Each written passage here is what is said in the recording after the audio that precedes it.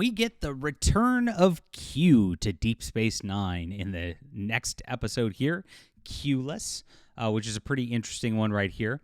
Now, in the first several episodes of DS9, let me see, DS9 Season 1, we have a lot of returns to the different the different next generation characters. In the Emissary, of course, they showed up and they were there.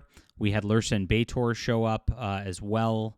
In which one was this? Was this episode 2? Was this past prologue or was it A Man Alone? I can't remember which one of those it was.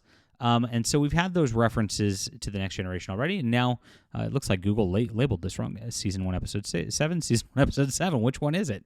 And Q-less is now a show-up of some more next-generation guest stars, which is pretty interesting that they're really leaning into, hey, guys, we're part of Star Trek 2. Please watch us every week immediately right here.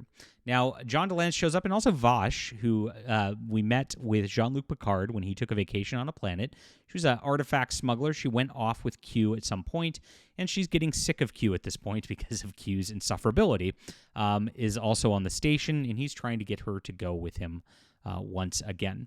So interesting stuff here. Let's get into this episode in just a moment. Please hit the like and subscribe button. Join us here as we talk about all things Star Trek. I'm going through Deep Space Nine and reviewing it right now. And what I'm doing in tandem with this is actually reading the Deep Space Nine novels as they come out and reviewing those in order as well with this, which is kind of a weird thing because the novels, they were writing them at this point, and even though they're coming out, they were writing them before the show even came out, so they actually wouldn't have even been watching this, and they get a little bit of the continuity wrong and a little bit of the characterization wrong, and especially in the first few of those novels.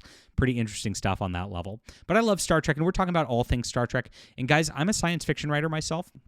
I want you to sign up for my newsletter in the description below. I have a beautiful trilogy I'm making later this year about space exploration, and I want you to be here away from algorithms, away to a spot where you can find me, find my books and the like, so that we can enjoy science fiction together. I really think you're going to love this. You get 3 free books just for signing up and connecting with me, and this is in the description below. Thank you so much for signing up. We've had like 500 plus people show up and sign up this month so far, just really growing fast, and we're going to have some awesome stuff.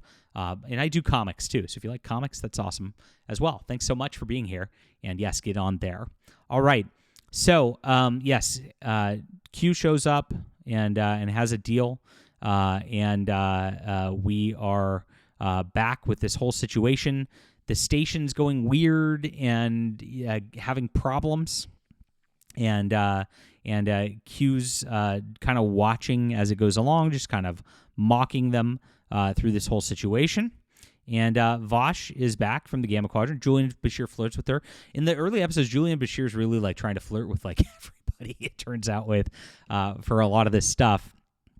And she's got some artifacts. Of course, they're talking about maybe selling with Quark and taking to the Daystrom Institute and the like. And there's a problem with some of the stuff that's going on with this artifact. Of course, the one of the ones that she's selling is definitely got an issue. So the station power levels keep dropping on this, and it's going to threaten the entire station at some point. He shows up at Quark's, informs the bartender about the auction of the artifact as things keep going on. Q just keeps urging Vash to kind of come with him and kind of harassing the station people through this whole situation. And the bidders are just there. The station's going to, I guess, collapse. And it turns out that like there's this like alien life form that is kind of trapped there, and they have to open it up and let it out. And it's sucking off the station's power. This is very similar to like Junior in the Next Generation as like a plot device, causing the problem on this. And they finally figure out a solution to just get it out of there and let it go. So Vash is preparing to leave for Earth at the end of this. It kind of gets rid of her deal, with Q, and she decides not to go. Q appears again, says Earth is bad as usual, and then Q's gone. And Vash is going to go off to Tartarus 4 and live her life. And so that is kind of the follow-up on that sort of thing. It's kind of sad to me that like Vash never really had another Jean-Luc Picard episode. I mean, the Next Generation was so fragmented. Even if they just got brought back once as a character, it kind of meant a lot. But the way she just kind of ditched with Q was unfulfilling for Picard on that level. I feel like he kind of got cucked by Q.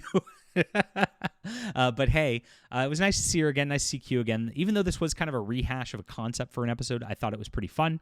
John DeLance always makes things a lot of fun. And the characters really developed nicely on here for a Deep Space Nine episode that was a little better than a lot of them in the first season because of that. So I call this one an 8 out of 10. Enjoyable stuff. And guys, hope you enjoyed my review of Q-less. Thanks for being here. Please hit the like and subscribe button. Let me know what you think about this in the comment down below. Sign up for my newsletter for some great science fiction. You're going to really love this stuff, guys. Don't miss this. And we'll be back soon.